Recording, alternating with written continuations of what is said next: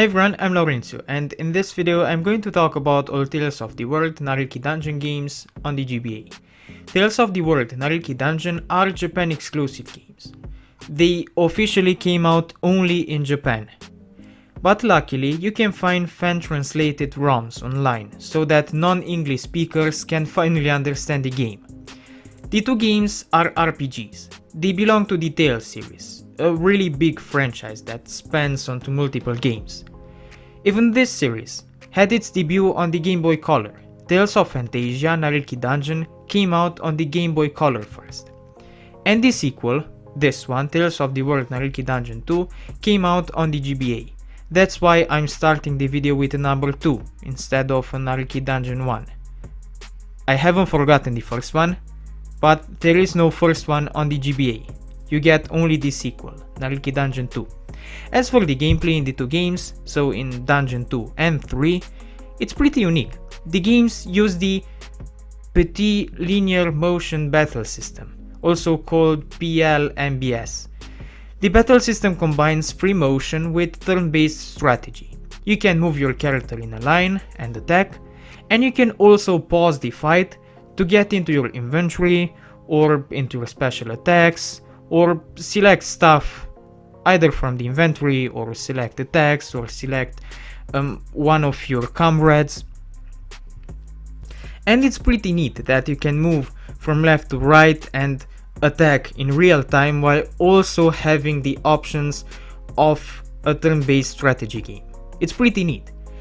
But if you aren't into turn-based games, just know that even if this battle system is more action-packed than the standard turn-based one, you will still have a lot of grinding to do. So if you don't like the specific turn-based RPG grinding, you won't like these games either.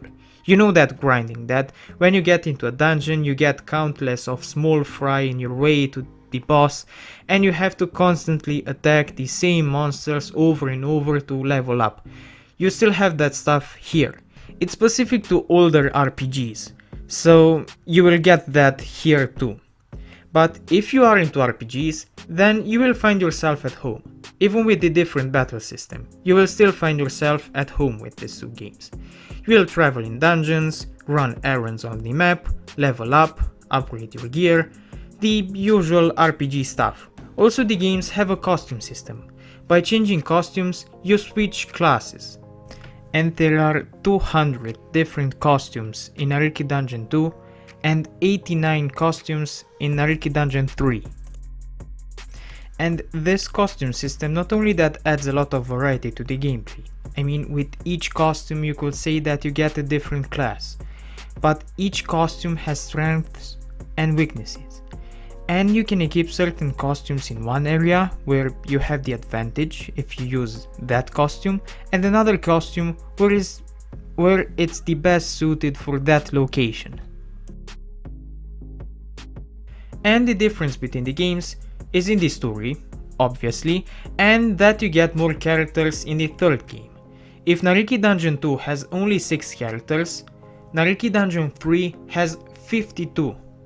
So the third installment has a much more larger scale in characters, because in costumes it has less. And it's impressive how much content you get on such a tiny game file. And gameplay wise, it's just as awesome as the second installment.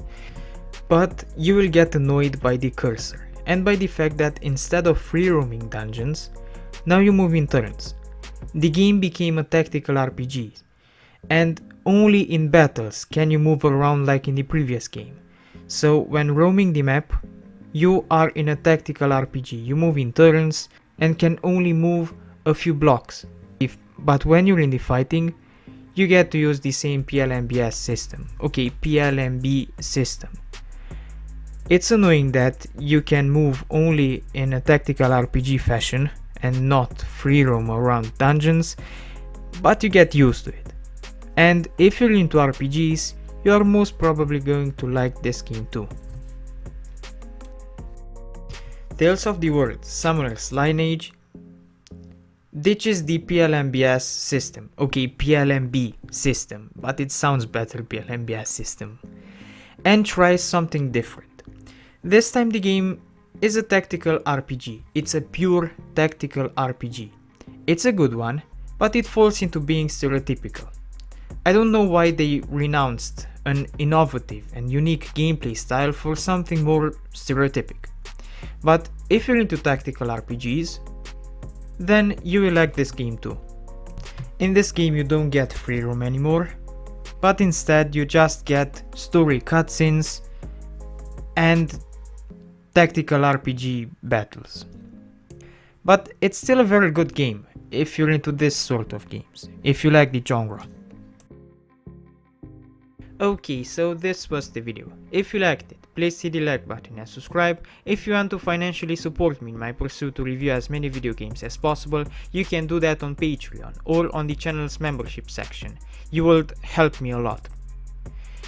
If you want, you can follow me on Twitch, Instagram or Discord. And if you want to see another video of mine, just wait till I stop talking and there will be thumbnails of other videos I've made. Thanks for watching.